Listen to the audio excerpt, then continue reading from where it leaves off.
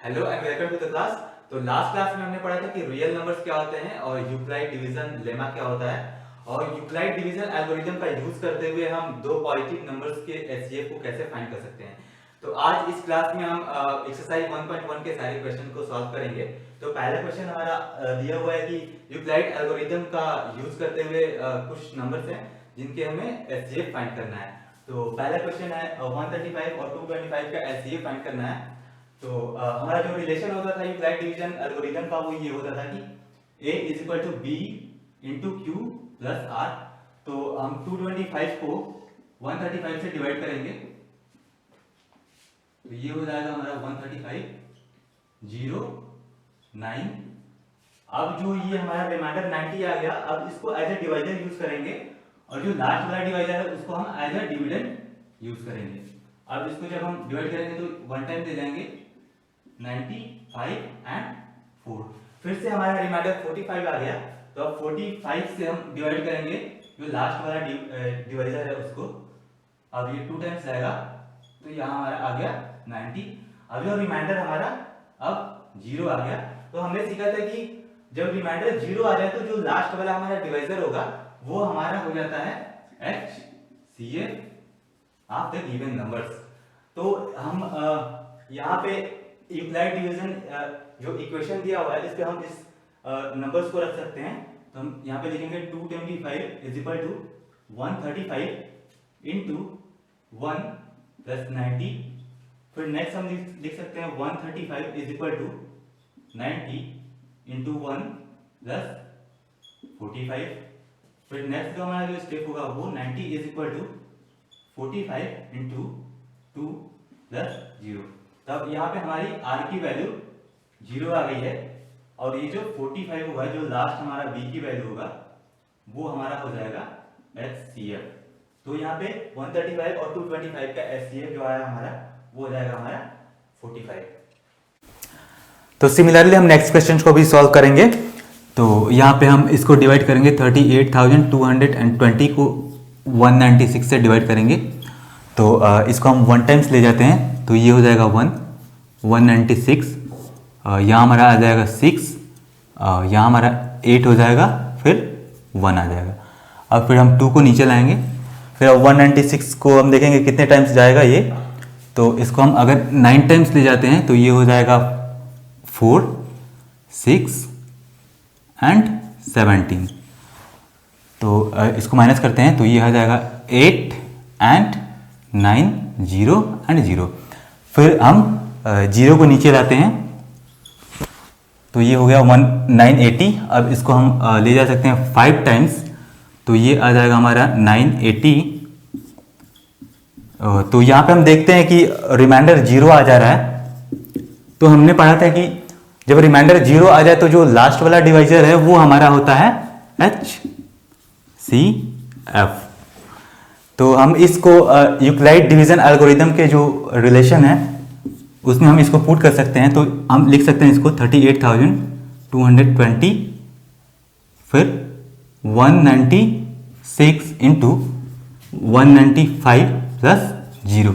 तो यहाँ हमारे r की वैल्यू 0 आ गई, तो जो लास्ट वाली जो हमारा v का वैल्यू होगा वो हमारा हो जाएगा HCF। तो हमारा 196 और 38,220 का HCF आ गया 196। तो सिमिलरली हम नेक्स्ट क्वेश्चन को भी सॉल्व करेंगे। तो यहाँ पे दिया हुआ है हमारा 867, तो इसको हम डिवाइड करेंगे 225 से।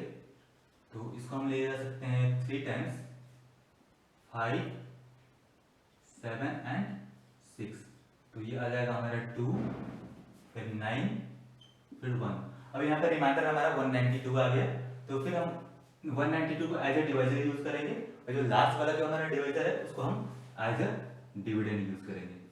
तो इसको हम 1 टाइम्स ले जा सकते हैं तो 192 हो गया, यहाँ पे 3 आ जाएगा, यहाँ पे हमारा 3 आ जाएगा।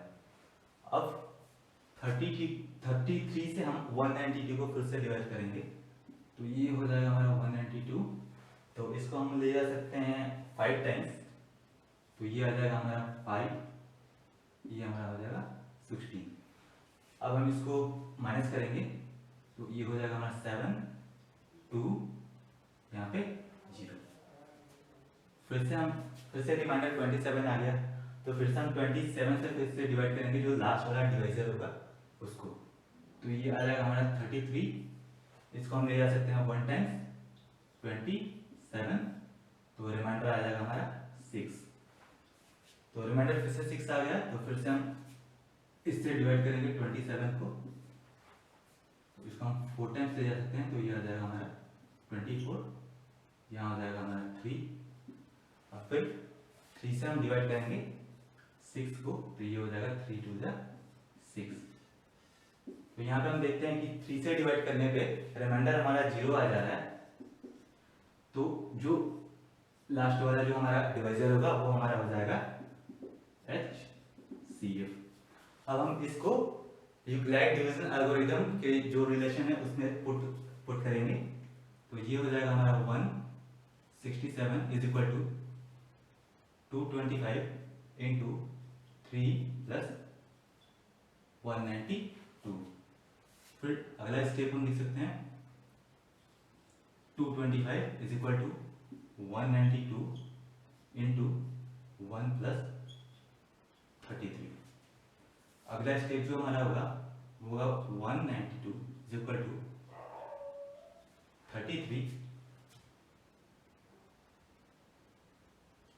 Into 5 plus 27। फिर अगला जो हमारा स्टेप हुआ 33 is equal to 27 into 1 plus 6। फिर हम आगे लिख सकते हैं 27 is equal to 6 into 4 plus 3। Next step आएगा हमारा, ये हो जाएगा 6 is equal to 3 into 2 plus 0। तो अब जब लास्ट में हम r की वैल्यू जब 0 मिल गया, तो वहां पे इस इक्वेशन में जो b की वैल्यू होगी वो हमारा हो जाएगा HCF। तो इसका हमारा HCF आ गया 3।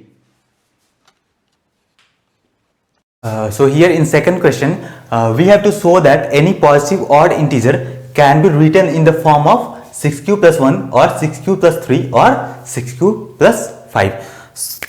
So यहाँ पे हम assume करते हैं let a be any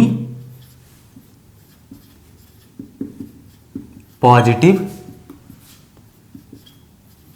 integer and b is equal to 6. अब हमने b को यहाँ 6 इसलिए लिया है कि कोई भी ऑड इंटीजर होगा, अगर उसे हम 6 से डिवाइड करेंगे तभी वो इस फॉर्म में आ पाएगा। तो a और b पे हम अप्लाई करेंगे Euclid division algorithm. So by applying Euclid's algorithm, तो यहां पे हम लिख सकते हैं a is equal to 6 into q plus r. अब r की जो वैल्यू है वो या तो 0 हो सकती है या 0 से बड़ी हो सकती है या फिर 6 से छोटी हो सकती है। तो r की जो वैल्यू हो सकती है वो 0 हो सकती है, 1 हो सकती है, 2, 3, 4 या 5 हो सकती है। तो यहां पे r की जितनी वैल्यू है उसके हर r की वैल्यू के लिए a का अलग वैल्यू मिलेगा हमें। तो a की जो पॉसिबल वैल्यू होंगी वो हो सकती है 6q प्लस 0 या तो 6q plus 1, 6q plus 2, 6q plus 3, 6q plus 4, 6q plus 5। तो यहां पे हमें a की 6 वैल्यू मिल गई हैं, बट क्वेश्चन में हमारा दे रखा है कि जो a की जो वैल्यू है वो a जो है वो पॉजिटिव ऑड इंटीजर है। तो यहाँ पे a ऑड है, तो यहाँ पे हम चेक करेंगे कि इसमें से a की कौन सी वैल्यू ऑड वैल्यू है। तो पहला जो आता है वो 6 से q में मल्टीप्लाई हुआ है। तो हमें पता है कि कोई भी नंबर को अगर हम इवन नंबर से मल्टीप्लाई करते हैं तो वो हो जाता है इवन नंबर। तो पहला हमारा जो a का वैल्यू है वो तो नहीं हो सकता। फिर दूसरा हम चेक करेंगे, इसमें ये इवन नंबर में हमने 1 ऐड कर दिया है, तो किसी भी इवन नंबर में अगर हम 1 ऐड कर देते हैं तो वो हो जाएगा हमारा ऑड नंबर। फिर नेक्स्ट जो है हमारा ये इवन नंबर है, इवन नंबर में हमने 2 ऐड कर दिया है, तो इवन नंबर में अगर हम इवन नंबर ऐड करते हैं तो वो हो जाता है हमारा इवन नंबर, तो ये भी ए की वैल्यू नहीं हो सकती। फिर नेक्स्ट है हमारा, हमें यहां पे इवन नंबर में ऑड नंबर ऐड किया है, तो ये हमारा आ जाएगा ऑड नंबर। फिर नेक्स्ट हमारा 6Q में हमने 4 ऐड किया है, जो कि इवन नंबर में हमने इवन नंबर ही ऑड किया है, तो ये हो जाएगा इवन नंबर, तो ये भी ए की वैल्यू नहीं हो सकती। और लास्ट जो है 6Q में हमने 5 ऐड किया है, तो ये हो जाएगा हमारा ऑड नंबर। सो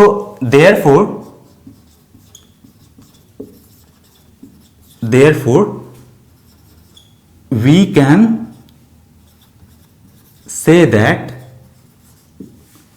any positive integer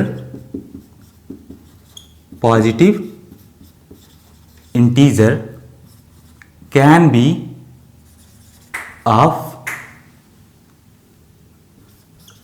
form 6Q plus 1 और 6Q plus 3 और 6Q plus 5। तो चलिए अब थर्ड क्वेश्चन हम सॉल्व करेंगे। तो थर्ड क्वेश्चन में दे रखा है कि दो ग्रुप्स हैं, 616 लोगों का और 32 लोगों का। 616 लोगों में आर्मी कंटिंजेंट है और ये 32 लोगों का एक आर्मी बैंड ग्रुप है। तो ये किसी परेड में चल रहे हैं जिसमें आगे बैंड चल रहा है जिसमें 32 मेंबर हैं और पीछे 616 लोगों का आर्मी कंटिंजेंट है जिसमें ये लोग चल रहे हैं। तो ये दोनों लोग सेम नंबर ऑफ कॉलम्स में डिवाइड होकर चल रहे हैं, तो हमें ये पता करना है कि वो मैक्सिमम नंबर ऑफ कॉलम्स जिसमें ये डिवाइड होकर चल सकते हैं। तो मैक्सिमम नंबर ऑफ कॉलम को पता करने के लिए हमें इन दोनों का एचसीएफ फाइंड करना होगा। तो इन दोनों का हम एचसीएफ फाइंड करेंगे यूक्लिड डिवीजन लेमा का यूज करते हुए। तो चलिए इसका एचसीएफ फाइंड करते हैं।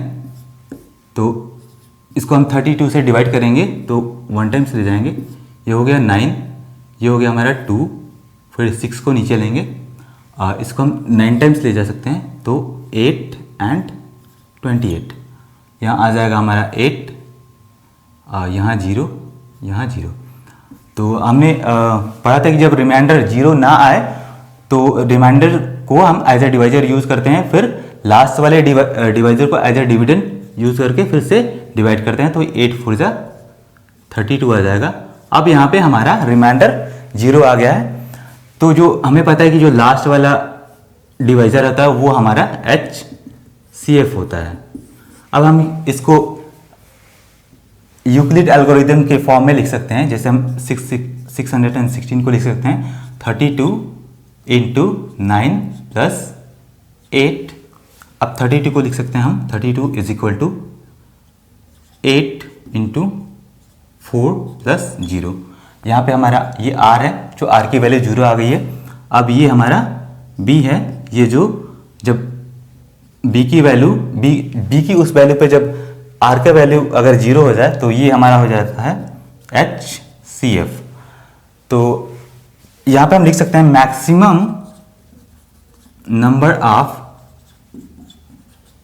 Column in which they can march is equal to 8। ये हमारा आंसर हो जाएगा। तो चलिए अब क्वेश्चन नंबर 4 को हम सॉल्व करेंगे। तो यहाँ पे दे रखा है कि हमें यूक्लिड डिवीजन लेमा का यूज करते हुए हमें ये प्रूफ करना है कि कोई पॉजिटिव इंटीजर का जो स्क्वायर है या तो 3m है या तो 3m प्लस 1 है। तो मान लीजिए हमारे पास कोई एक इंटीजर है, let a be positive integer and b is equal to 3। तो बाय यूजिंग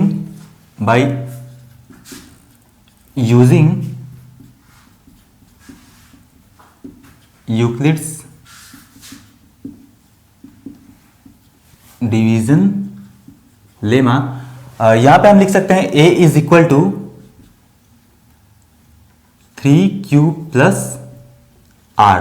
अब हमें पता है कि r की जो वैल्यू होती है वो 0 या 0 से बड़ी और b से छोटी, मतलब यहां पे 3 से छोटी होगी। तो r की जो सारी वैल्यूज होंगी वो होगा 0, 1 या 2। तो r की इन तीनों वैल्यूज के लिए a की अलग अलग वैल्यूज होंगी। तो a की क्या क्या वैल्यूज हो जाएंगी? a इज इक्वल टू हम लिख सकते हैं 3q, b is equal to हम लिख सकते a इज इक्वल टू हम लिख सकते हैं 3q प्लस 1 एंड आगे हम लिख सकते हैं a is equal to 3q plus 2। अब क्वेश्चन में दे रखा है कि इसका स्क्वायर हमें ये आना चाहिए 3m या 3m प्लस 1 आना चाहिए। तो चलिए हम स्क्वायर करके देख लेते हैं। तो चलिए हम इसको पहले वाले को लेते हैं। तो a इक्वल टू हमने लिया 3q। अब हम इसका स्क्वायर करते हैं तो a square is equal to 9q square. तो हमें लाना है 3m या 3m प्लस 1। तो हम यहां पे लिख सकते हैं 3 इंटू 3q स्क्वायर। अब हमें पता है कि यहाँ पे q जो है वो एक इंटीजर होता है और 3 भी एक इंटीजर है। तो इंटीजर का स्क्वायर इस इंटीजर होगा और 3 से मल्टीप्लाई करेंगे तो वो भी इंटीजर होगा। तो यहाँ पे क्वेश्चन में दे रखा है फॉर सम इंटीजर, m यहाँ पे हमारा एक इंटीजर है तो हम इसको m लिख सकते हैं। तो हम a स्क्वायर को लिख सकते हैं 3m। तो एक चीज तो हमारा प्रूफ होगा कि वो जो हमने इंटीजर लिया था उसका स्क्वायर करने पे हमें 3m मिल रहा है। फिर हम दूसरे a की जो दूसरी वैल्यू है उसको भी लेके देखेंगे। तो a square a is equal to हमने लिया 3q प्लस 1। अब हमने इसका स्क्वायर किया तो ये हो गया a square plus 9q square plus 1 plus 6q। अब हम इसको एक साथ कर देंगे तो ये हो जाएगा 9q square plus 6q plus 1। अब हम इसमें से 3 कॉमन ले सकते हैं तो 3 हमने बाहर कॉमन लिया तो ये हो गया 3q square plus 2q plus 1 a square. तो यहाँ पे हम देख सकते हैं कि ये जो होगा हमारा इंटीजर होगा क्योंकि q हमारा इंटीजर है और 2 से हमने q को मल्टीप्लाई किया तो ये भी हमारा इंटीजर होगा। तो दोनों इंटीजर को जब हम ऐड करेंगे तो ये भी जो वैल्यू आएगी वो भी हमारा एक इंटीजर होगा। तो हम इसको m लिख सकते हैं। तो हम a square is equal to लिख सकते हैं 3m प्लस 1। तो हम यहां पे देख सकते हैं कि हम कोई भी पॉजिटिव इंटीजर हमने लिया उसका स्क्वायर किया तो उसे हम लिख सकते हैं 3m या 3m प्लस 1 के फॉर्म में हम उसे लिख सकते हैं। तो here we can say that any positive integer can be of form 3m और 3m प्लस 1। हेलो, नेक्स्ट जो क्वेश्चन हमारा आता है वो है 5th क्वेश्चन जो कि हमारा इस एक्सरसाइज का लास्ट क्वेश्चन भी है। तो इसमें दे रखा है कि हमें यूक्लिड डिवीजन लेमा का यूज करते हुए ये शो करना है कि कोई पॉजिटिव इंटीजर है उसका क्यूब करने पे हमें इस फॉर्म में नंबर्स मिलेंगे। तो late a be a positive number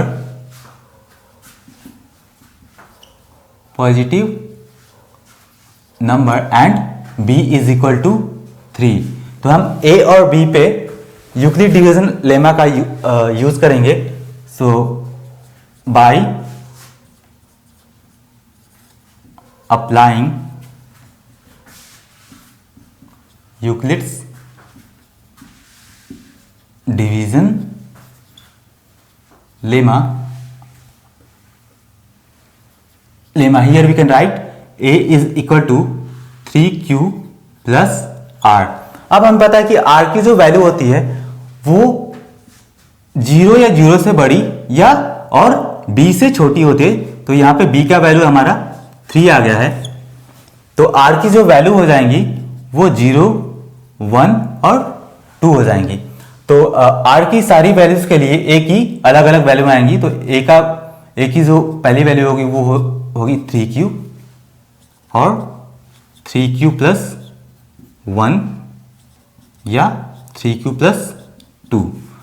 तो हमें इस क्वेश्चन में शो करना है कि a का जो क्यूब है वो इस फॉर्म में है। तो a का हम एक वैल्यू लेंगे, a इज इक्वल टू हमने 3q लिया, अब इसका हमने क्यूब किया तो हो गया a cube is equal to 27q का क्यूब। तो हम यहां से इसको लिख सकते हैं 9 इंटू 3q क्यूब। अब हमें पता है कि q हमारा जो यहाँ पे है वो एक इंटीजर है और 3 से मल्टीप्लाई करने पे भी हमें एक इंटीजर मिलेगा। तो इसको हम m लिख सकते हैं।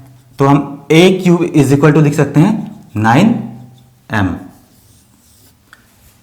फिर जो हमारा a का जो नेक्स्ट वैल्यू है वो है a is equal to 3q plus 1। अब हम फिर यहाँ पे बोथ साइड क्यूब करेंगे तो ये हो जाएगा a क्यूब, अब यहाँ पे हो जाएगा ये 3q प्लस 1 का होल क्यूब।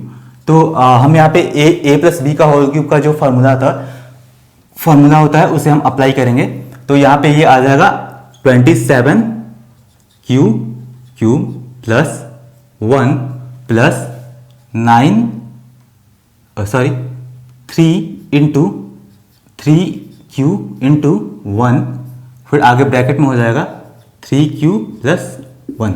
अब हम सबको मल्टीप्लाई करेंगे तो ये हो जाएगा 27q cube plus 1 plus 27q square plus 9q।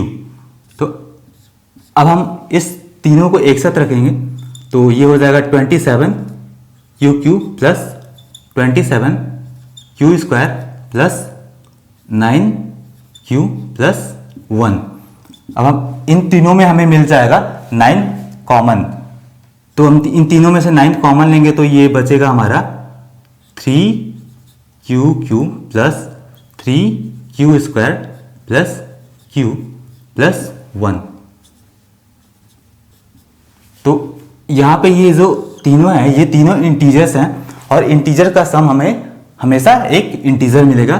तो हम इसे m लिख सकते हैं।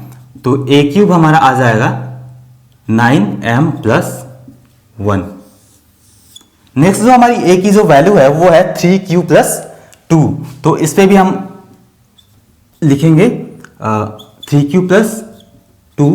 इसको भी हम बोथ साइड क्यूब कर देंगे तो ये आ जाएगा हमारा a cube is equal to 27q cube plus 8 plus 18q plus 3q plus 2। अब इसको हम मल्टीप्लाई कर देंगे तो ये आ जाएगा हमारा 27q cube plus 8 plus 54q square plus 36q। अब हम इन तीनों में से हमें मिल जाएगा 9 कॉमन। तो हम इन तीनों में से 9 कॉमन लेंगे तो ये हमारा आ जाएगा 3q cube plus 6q square plus 4q plus 8। तो हमें पता है कि ये तीनों, ये भी इंटीजर है, ये भी इंटीजर है, ये भी इंटीजर है। तो इंटीजर का सम हमें एक इंटीजर मिलेगा तो हम इसे m मान लेते हैं। तो a cube is equal to हमारा आ जाएगा a cube is equal to 9m plus 8। तो यहां पे हम देख सकते हैं कि a cube is equal to 9m, a cube is equal to 9m plus 1 and a cube is equal to 9m plus 8। तो here we can say that therefore we can say that the cube of any positive integer can be of form 9m plus 1 and 9m plus 8.